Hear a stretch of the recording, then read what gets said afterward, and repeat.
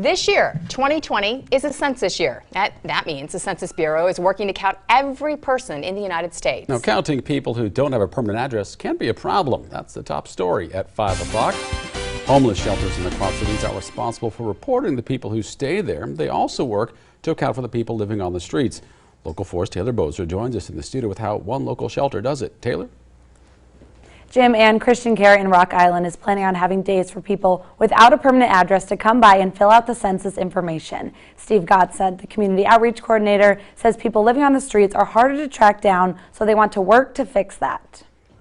We need to do everything that we can to make sure we get an honest and true number. Counting the current 42 residents at Christian Care will be easy. Counting everyone else will be difficult, but we want to make sure that we do it.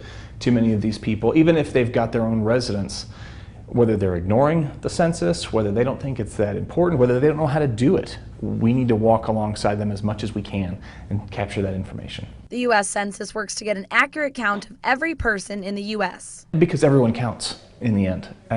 Too often it's real easy to say, well, if you've got a home, if you've got a mailing address, if you've got internet access, those are the easy ones to catch.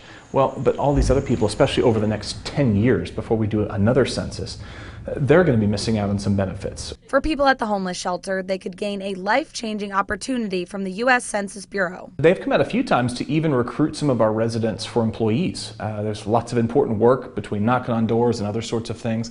So we've had about 2 or 3 different meetings just to talk about the job opportunities. All to work to get an accurate population count. That miscount of a number is going to impact some of us still. We need to make sure that we can get as true, as accurate as possible so that we can guarantee that we have as much funding and programs to serve our entire community. Not even just the homeless. Again, it's really looking at the entire Quad Cities. Christian Care is still deciding on when they will have computers set up for people to fill out the census.